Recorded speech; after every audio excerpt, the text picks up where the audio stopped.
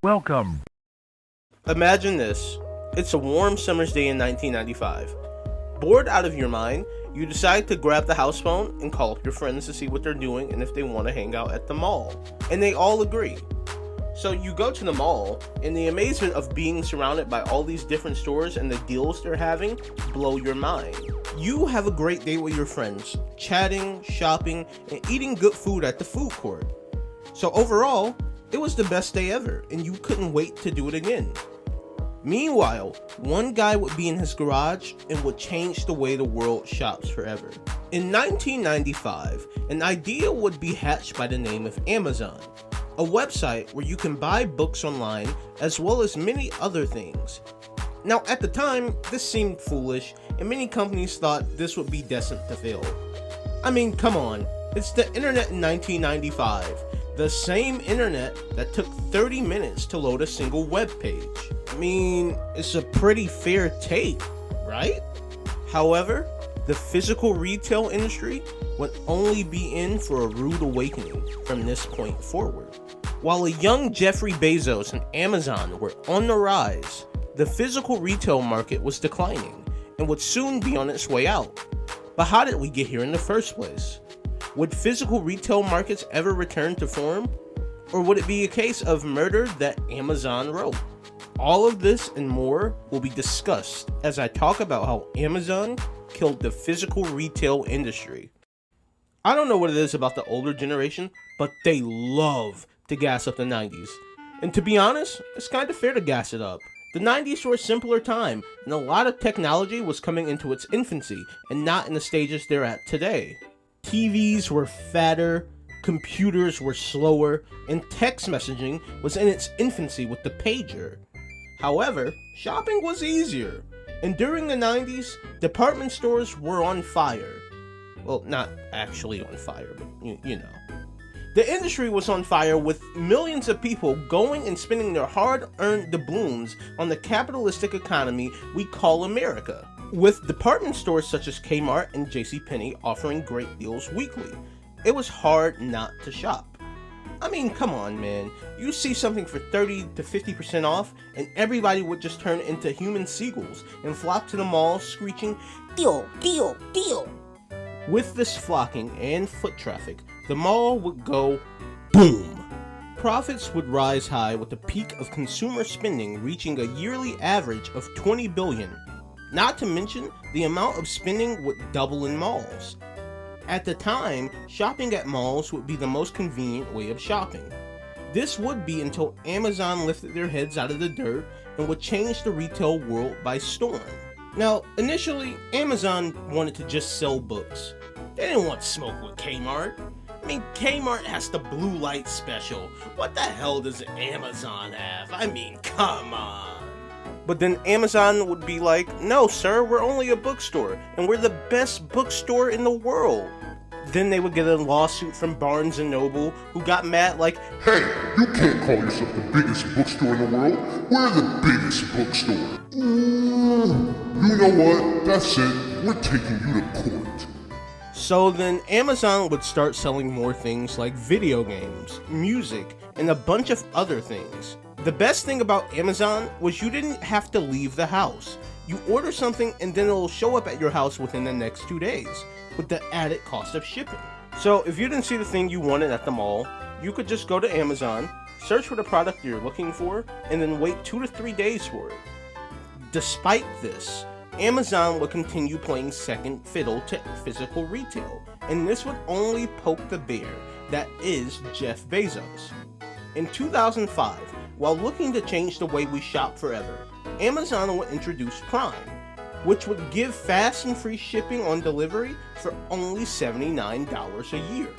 Now, while this isn't the same Amazon Prime we're used to nowadays, with the next day shipping, cool deals, and the horrible Thursday night football games, this version of Amazon Prime would be a change to how the economy shops. This was the pinnacle of convenience.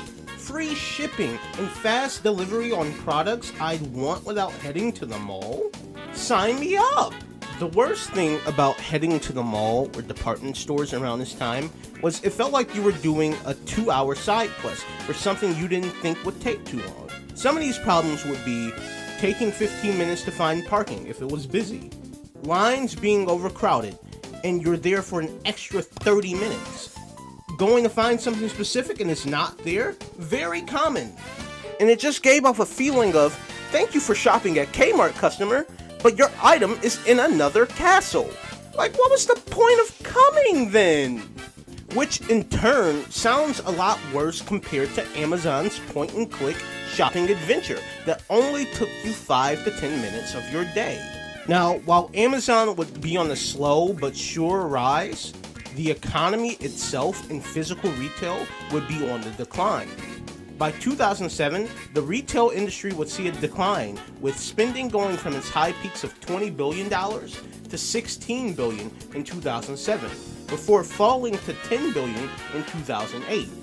Now, don't get me wrong, I'm not going to necessarily blame Amazon for this, but I am going to give Amazon the meanest side eye of all time.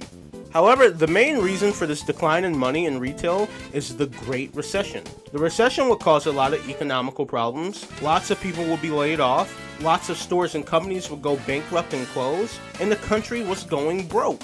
Well, not Great Depression eating Coca-Cola pie broke, but damn, that was my last $20 until my next paycheck broke. And this unfortunately meant we would start losing department stores due to the recession. The first of these stores being Circuit City, a true tech geek's playground. Rest in peace, Circuit City. We'll never forget you. Amazon would find this big spike during the mid-2000s to the early 2010s that would see millions of users signing up for Prime.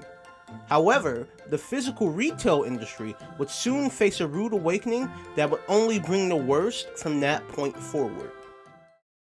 You know those strange people you'll see in TV shows and movies that would always have the giant sign that says, "The end is near"? Then the movie guy would be like, "No, that guy is weird. Hey guy, you're pretty weird. Knock it off."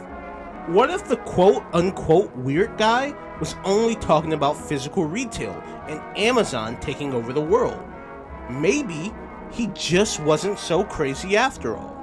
With the closure of stores such as Value City, Circuit City, Mrs. Fields, and others, many feared more brick-and-mortar establishments would shut down, due to the rise of sites like Amazon and eBay, which would lead to the creation of the term retail apocalypse. Amazon would have a prime holding on the current consumer market, with shopping for e-commerce increasing from 11 to 20%, while physical stores saw nothing but declining percentages. Now, this did nothing to stores such as Walmart and Target, but stores that failed to adapt faced the brunt of this. The issue Amazon created here is that while they may be succeeding in rolling around in money, the future generations won't know the magic that was going into a GameStop, a Toys R Us, or even a Kmart and enjoying the shopping experience. Whether that was buying clothes half off, or begging your mom to buy you a new game or toy because you're bored of the games you have at home, or getting a rated M game and wanting to show it off to your friends before playing it. The magic is what made the experience much better. The first time I went to Kmart, I remember going school clothes shopping with my mom, and then walking over to the electronics to play the game demos on the display cabinets. I was 7 years old, breaking my neck to look at those screens, but I was also having the time of my life playing the game at Kmart. The magic was there when I was younger. The last time I would go to Kmart was in 2015. It was a super Kmart, and the place was huge. But when I went into that Kmart, it was essentially a ghost town, and the magic I felt as a kid was essentially just a hollow and dead memory. The thing is, nobody wanted to shop at these stores anymore due to the inability to adapt, which will lead to many bankruptcies that made stores such as Sears, Kmart, Toys R Us, and JCPenney drop like flies and send more people directly towards Amazon's way. The thing is, the biggest problem these stores had in common was that they failed to adapt with future times. Take Walmart as a comparison. Walmart is still the face of physical retail and has been since before I was born. What Walmart does in comparison to these stores was they always took a step forward when it seemed like the other stores were slowing down or taking steps backwards. When Amazon came out as this revolutionary online marketplace, Walmart would do the same thing in 2000 with their take on online shopping. I mean, yeah, you had to go and pick up your groceries yourself, but it felt more modern compared to Sears and Kmart's clunky and old school way of doing things. Not only would department stores face this downfall, but malls would see a decline as well. In the 90s, there were 2,500 malls across the United States. By 2020 alone, that number would drop to 700. When shopping malls were first developed during the post-World War II years, they were supposed to be places where you can shop, eat, and have a good time with your family and friends. The thought process being that these malls were supposed to last hundreds of years. And finding out that there are at least only 700 malls left in the United States is heartbreaking. However, with the convenience of finding everything online, there is no need to go to the mall anymore. You can get everything delivered to you with the click of a button or the tap of a screen, instead of spending hours looking for what you want, which in turn creates a lot of dead malls and leaves the once popular way of shopping in danger. Malls are still worth the visit nowadays if you just want to hang out, and are perfect for seasonal events like Christmas. So I'm not going to say malls are dead, but they are on life support, whereas everything outside of Walmart, Target, and local grocery chains as a whole are pretty much dead.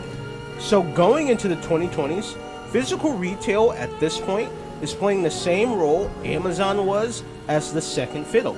And despite the decline, everything seemed okay. That was until COVID hit. When COVID came in, that was pretty much the final blow to physical retail. To quote the great American poet Akon, "We were locked up and they wouldn't let us out." For our own safety though. So billions of people worldwide had to resort to online shopping, and Amazon would come in clutch. Whereas a lot of stores would either lose money due to the pandemic and be forced to shut down, or adapting to delivery and curbside pickup in order to keep funds afloat and consumers happy. Many stores would shift to delivery, and this would be a huge change for the future, as almost every big physical retail chain offers deliveries on groceries, clothing, and many other things of that nature. While I wouldn't necessarily give COVID any real credibility, the fact that this pandemic would change the way we shop and would give consumers the choice between going to shop physically or shopping online is a huge step going forward into the future. I wouldn't take anything from this video as pure slander on Amazon. In all honesty, I couldn't imagine a world without Amazon nowadays. Especially with how instant and convenient the way we shop is a lot better now. My only concern is the fact that future generations won't be able to experience the magic I once felt as a kid myself. The magic of going to the mall and falling in love with the idea of so many stores being there, or the food court, or even just hanging out without shopping in general. Do I think physical retail could return? Maybe. I mean, with the announcement of Toys R Us returning from the dead, it's definitely not out of the question, but it wouldn't be necessary with the way the world's changing, and that's the sad truth. Anyways, that's gonna end it for this video. I honestly wanted to talk about the downfall of physical retail for a while and wasn't sure how to write it. Even during the creation of this video, I wasn't sure how to get my points across. But I'm just happy I could get all my thoughts out about it on this video alone. Also, I'm greatly, and I mean greatly, appreciative of the support I got in the last video. I didn't expect it to necessarily blow up. You know, I usually get around like 20 to 30 views, but for 800 views, that is insane. So to all the new viewers, I appreciate you for joining me on this journey, and I hope I can continue to make entertaining and informative content for you all to enjoy. However, until the next video, make sure you stay hydrated, take care of yourself, and I'll see you next time. Sayonara. Goodbye.